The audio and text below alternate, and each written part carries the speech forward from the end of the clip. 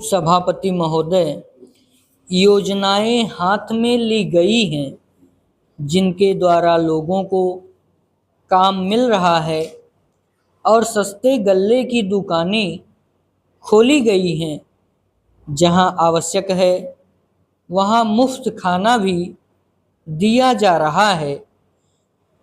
विदेशों से आए हुए अन्न की कीमत अधिक होने के कारण अन्न का दाम बढ़ गया है। सरकार की ओर से घाटा सहते हुए सस्ता अन्न बेचकर जो सहायता की जाती थी उसे कम कर देने से भी कीमतों में बढ़ोतरी हुई है और जहां नाप तोल कर अन्न बांटा जाता था वहां लोगों का कष्ट कुछ बढ़ा है और असंतोष पैदा हुआ है। वस्तुओं के मूल्य में गिरावट आने से इसका प्रभाव कुछ कम हो गया है।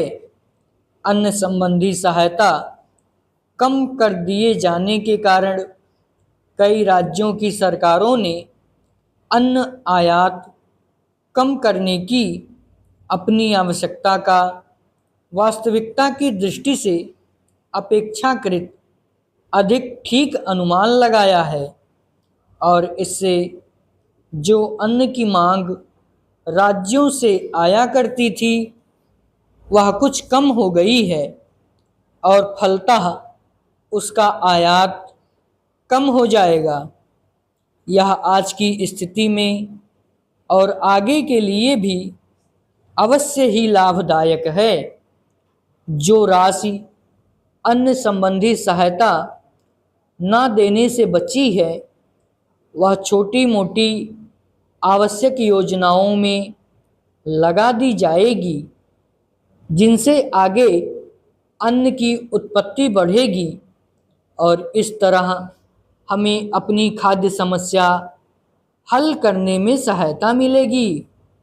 हमारी सरकार इन सब बातों पर बहुत ध्यान से विचार कर रही है। उसे तात्कालिक और भविष्य के लाभ को तुलनात्मक दृष्टि से देखना है। साथ ही वह इस बात के लिए भी चिंतित है कि लोगों को कोई कष्ट ना हो और उससे जो कुछ हो सकेगा वह इस विपत्ति को टालने के लिए करेगी। योजना आयोग अपनी पंचवर्षीय योजना को अंतिम रूप दे रहा है। इस योजना में एक महत्वपूर्ण बात और जोड़ी गई है, वह है देश भर में 55 सर्वोन्नत योजनाओं का प्रस्ताव। संयुक्त राज्य अमेरिका के प्राविधिक सहयोग योजना द्वारा दी गई सहायता से ही यह संभव हो सका है। इस सर्वोन्नत योजना का प्रयोजन न केवल खाद्य पदार्थों का उत्पादन बढ़ाना ही है बल्कि उससे भी कहीं अधिक यह है कि सब लोगों के रहन सहन का स्तर ऊंचा किया जाए।